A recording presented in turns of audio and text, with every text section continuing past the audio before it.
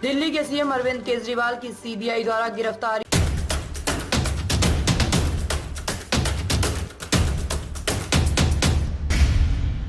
और एजेंसियों के दुरुपयोग के खिलाफ संसद के बाहर आम आदमी पार्टी के सांसद संजय सिंह और पार्टी के अन्य नेताओं ने विरोध प्रदर्शन किया। संजय सिंह ने कहा, जब सुप्रीम कोर्ट से उनकी जमानत मंजूर होनी थी, जब सुप्रीम कोर्ट से उनकी रिहाई की पूरी संभावना थी, उस समय केजरीवाल जी को सीबीआई ने गिरफ्तार कर लिया।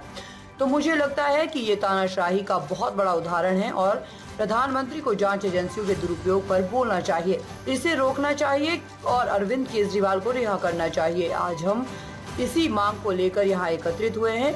हम अपना विरोध दर्ज करवा रहे हैं और हम राष्ट्रपति का पूरा सम्मान करते हैं, लेकिन राष्ट्रपति का भाषण सरकार द्वारा लिखा गया भाषण होता है। उस सरकारी भाषण में वह लोकतंत्र की बड़ी बड़ी बातें कहेगी, सरकारी भाषण में वह संविधान की बड़ी बड़ी बातें कहेगी, लेकिन जमीनी हकीकत तो ये है कि पूरे देश में भारत के संविधान और लोकतंत्र को कुचला जा रहा है। क्या डिमांड है आप लोगों की?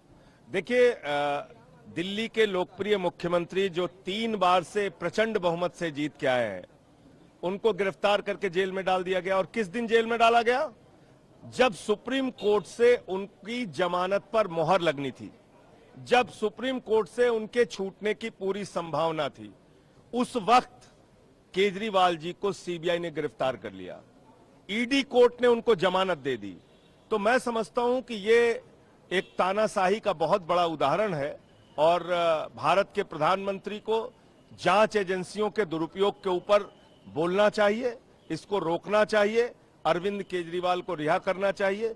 इस मांग को लेकर आज हम लोग यहाँ पर इकट्ठा हुए हैं, अपना प्रोटेस्ट दर्ज करा रहे हैं और राष्ट्रपति जी का हम पूरा सम्मान करते हैं, लेकिन राष्ट्रपति जी का जो अभिभाषण होता है वो सरकार का लिखा हुआ भाषण होता है। उस सरकारी भाषण में वो लोकतंत्र को लेकर बड़ी बड़ी बातें कहेंगे, उस सरकारी भाषण में वो संविधान को लेकर बड़ी बड़ी बातें कहेंगे, लेकिन जो सच्चाई है जमीन की, पूरे देश में भारत के संविधान और लोकतंत्र को कुचला जा रहा है। झारखंड के मुख्यमंत्री रहे हेमंत सोरेन जी को गिरफ्तार करके जेल में डाल दिया।